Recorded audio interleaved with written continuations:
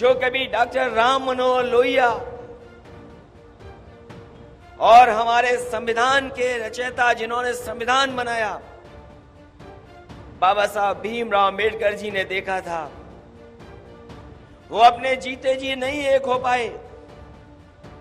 लेकिन 2019 में समाजवादियों ने, और मैं जानता हूं कि हमें कोई भी त्याग करना पड़ा था, हमने त्याग कर करके उस समझौते को करने का काम किया था। जो बाबा साहब भीमराव अंबेडकर जी का सपना था उनको पूरा करना चाहते हैं। जो शोषित, वंचित, पिछड़े, दलित, जिन्हें आजादी के बाद अधिकार और सम्मान नहीं मिला, वो भी आज समाजवादियों की तरफ देख रहे हैं। सपा के 2 दिन के अधिवेशन में दोनों दिन अखिलेश की जुबान पर रहा अंबेडकरवाद का नारा, 2019 के गठबंधन का फसाना। तो कहा जाने लगा कि क्या अखिलेश फिर से गठबंधन के बारे में सोच रहे हैं। कुछ ने इसे मायावती के वोट बैंक पर स्ट्राइक की अखिलेश की कोशिश बताया। अब सबकी निगाहें थी कि मायावती क्या जवाब देती हैं। तो इस अधिवेशन के खत्म होने के कुछ देर बाद ही आ गया मायावती का जवाब। मायावती ने ट्वीट कर अखिलेश के अंबेडकरवाद पर सवाल उठा दिए और कर दिया जोरदार प्रहार। मायावती ने ट्वीट कर कहा, समाजवादी पार्टी का अपने चाल, चरित्र, चेहरे को अंबेडकरवादी दिखाने का प्रयास वैसा ही ढोंग व छलावा है जैसा कि वोट बैंक की राजनीति के चलते दूसरी पार्टियां अक्सर करती रहती हैं।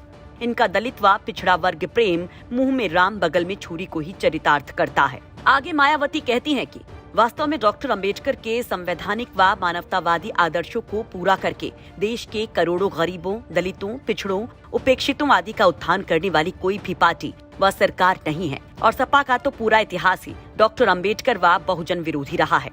वहीं अब जरा मायावती का ये तीसरा ट्वीट भी देख लीजिए, जिसमें अखिलेश यादव के अंबेडकर प्रेम पर करारा प्रहार है। सपा शासनकाल में बाबा साहेब डॉक्टर अंबेडकर के अनुयायियों की घोर उपेक्षा हुई व उन पर अन्याय, अत्याचार होते रहे। महापुरुषों की स्मृति में बीएसपी सरकार द्वारा स्थापित नए जिले, विश्वविद्यालय, भव्य पार्क आदि के नाम भी जातिवादी द्वेष के कारण बदल दिए गए। क्या यही है सपा का डॉक्टर अंबेडकर प्रेम? दरअसल अखिलेश यादव ने अधिवेशन के पहले दिन ही जो बोला, चर्चा उसी पर शुरू हो गई थी।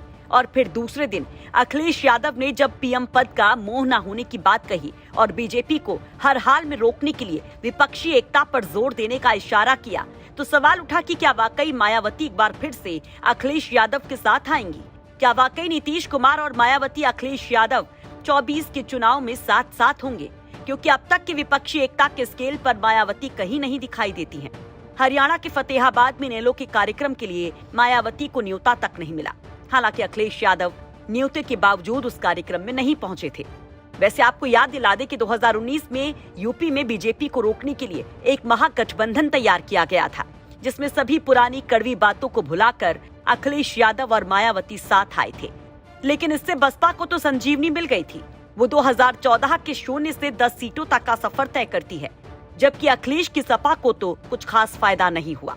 2014 में 5 सीटें मिली थीं और 19 में भी महज 5 सीटों पर ही सपा को संतोष करना पड़ा था।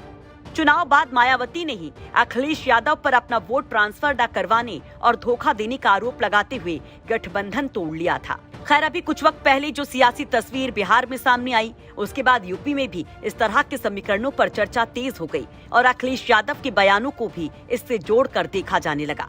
लेकिन अब माया के इन ट्वीट से क्या उस तमाम कयासों पर विराम लगेगा? क्या अखिलेश यादव की विपक्षी एकता के राग में ये रुकावट बनेगा? आप भी अपनी राय कमेंट बॉक्स में जरूर रखिए। ब्यूरो रिपोर्ट, यूपी तक।